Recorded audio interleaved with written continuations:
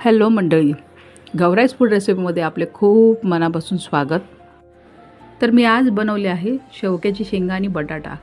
पण फक्त शेवग्याची शेंगा आणि बटाटा नाही, तर ह्याच्यात मी कोळंबी घातली आहे.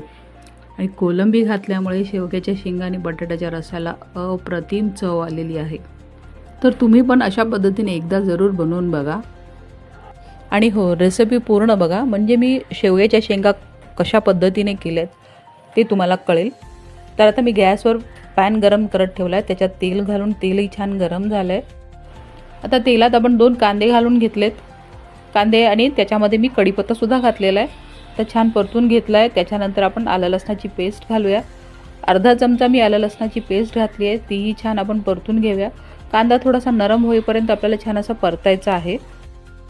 कांदा आता थोडा नरम झालेला आहे. आता याच्यात आपल्याला काश्मीरी मिरची पावडर घालायची आहे. तर ती मी अर्धा चमचा घातली. छान परतून घेऊया. त्याच्यानंतर आपल्याला ह्याच्यात घालायचं आहे मीठ आपण चवीप्रमाणे घालणार आहोत. त्याच्यानंतर घालायची हळद मी घातली लहान चमचा, पाव चमचा घातलेली आहे. त्याच्यानंतर हा घरगुती मसाला म्हणजे माझा मालवणी मसाला आहे, तो मी घातला आहे. छान आता आपण परतून घेऊया. मस्त असा रंग आलेला आहे. त्याच्यानंतर आपल्याला ह्याच्यात घालायचे टोमॅटो ही आपले थोडेसे नरम होईपर्यंत आपल्याला छान परतायचे आहेत. त्याच्यानंतर मी कोलंबी घातलेली आहे. कोलंबी ही स्वच्छ करून घेतले, त्याच्यातला दोरा काढलेला आहे.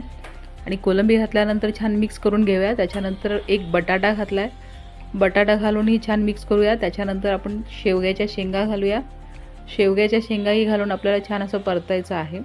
आणि पाणी नच घालता आपल्याला ह्याच्यावर झाकण ठेवून कमीत कमी 2 ते 3 मिनिट झाकण ठेवून आपण वाफवून घेणार आहोत. 2-3 मिनिटानंतर आपण झाकण काढले तर तुम्ही बघू शकता मसाला छान असं बटाट्याला आणि शेंगाला लागलेला आहे. आता ह्याच्यात आपल्याला घालायचं आहे कांदा खोबऱ्याचं वाटण. जे कांदा खोबरं आपण भाजून जे वाटण तयार करतो ते वाटण मी घालणार आहे. ह्या स्टेजला तुम्हाला वाटण घालायचं नसेल तरीसुद्धा असंही केलं तरी खूप छान लागते. तर तुम्ही असंही करून बघू शकता.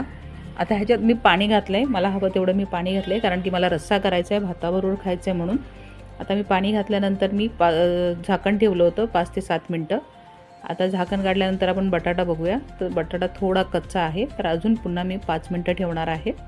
आता 5 मिनटानंतर मी झाकण काढलं.